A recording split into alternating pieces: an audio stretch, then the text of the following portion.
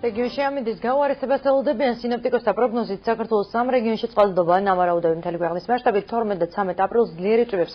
მაყურებელთაინეთში მეწყერ საშიშ ზონებს გეოლოგები სწავლობენ. ამჯერად სპეციალისტთა ჯგუფი შუახევის მუნიციპალიტეტში იმყოფება. დასკვნის მიხედვით გადაწყდება თუ რამდენი ოჯახი საჭიროებს სასწრაფო განსახლებას.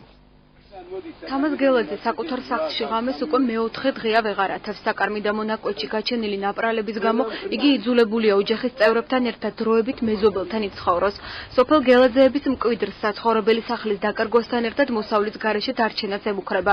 მის კუთვნილ სასოფლო-სამეურნეო დანიშნულების ნაკვეთში არსებული 1 მეტრიანი ბზარის გამო ჯერჯერობით საგაზაფხულო სამუშაოების დაწყება შეუძლებელია. სახლთან მოვიდა, ღამეს აქ არ ვითევთ.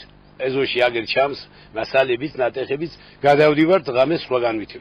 თქვენს მიერ გაფრთხილებულია რაიონის მიერ, რომ აქ ღამე გათევა არ შეიძლება. თოვლის დნობის შედეგად წარმოქმნილი მეწყერის გამო სოფელ გელაძეებში მსგავსი საფრთხე კიდევ 15 ოჯახს ემუქრება. მათ მდგომარეობას გეოლოგები უკვე სწავლობენ. ხულოს მუნიციპალიტეტის გამგეობის მიწვევით მაღალმთიან აჭარაში გეოლოგთა სპეციალური ჯგუფი მუშაობს. ისინი ხულოში ერთ კვირას დარჩებიან და ამ ხნის განმავლობაში სტიქიის ყველა ზონას მოინახულებენ. დეტალურად შეისწავლიან რაიონის 90-მდე დაზარალებული ოჯახის მდგომარეობას.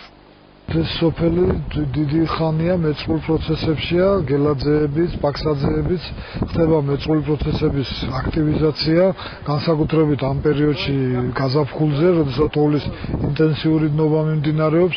ჩვენ აქ უკვე ამოსული ვართ ის დეტალური ღონისძიებების გასატარებლად, რომ შევისწავლოთ ყველა უბანი, სადაც არის მეწყრული პროცესი, რომ საბოლოოდ პროვინციული ღონისძიებები დავსახოთ ან მიუთითოთ მოსახლეს სხვა უსაფრთხო ადგილზე გადაყვან. გეოლოგები უკვე სწავლობენ შუახევის მუნიციპალიტეტის დამეწყრილ ზონებს. სპეციალისტები დღეს რაიონის 5 სოფელში არსებულ მდგომარეობას ადგილზე გაიცნენ. მათი პროგნოზით ტემპერატურის მატებასთან ერთად მეწყრული პროცესების შესაძლოა ისევ გაგრძელდეს. საბოლოო დასკვნებს კი გეოლოგები მუნიციპალიტეტის სრულად შესწავლის შემდეგ დადებენ. შუახევის მუნიციპალიტეტის ტერიტორიაზე მიმდინარე წლის გაზაფხულზე თოვლის საფარის დნობა მნიშვნელოვნად გააქტიურა, როგორც არსებული ძველი მეწყრული კერები, ასევე ხელი შეუწყო ახალ თანამედროვე მეწყრულ კერებს.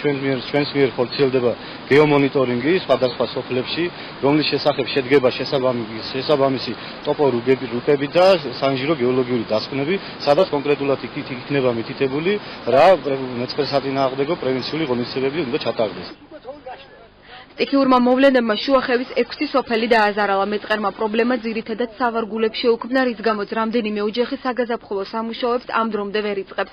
დაზიანდა შიდა სასოფლო გზებიც, რომლის აღდგენაზეც აჭარის საგზაო დეპარტამენტის შესაბამისი ტექნიკა მუშაობს. რაიონში შექმნილია საგანგებო შტაბიც, სადაც დამეწყრილ ზონებში არსებული ვითარების შესახებ ინფორმაციას ყოველდღიურად იღებენ და დროულად რეაგირებენ. გამომდინარე იქიდან, რომ მთაგორიანი რელიეფია, ადიდებულმა წყლებმა გამოიწვია გარკვეული მეწყრული პროცესები, სკერდოდ მახსოვს მახალაკიძეებში. ამ ეტაპზე ჩამოვიდა მიწის მასა, რომელმაც ერთ ომანში ჩახერგა სოფელში მიმავალი გზა. მოწვეული არიან სპეციალური გეოლოგები, სპეციალური სამსახურები, შეისწავლიან აღნიშნულ მდგომარეობას.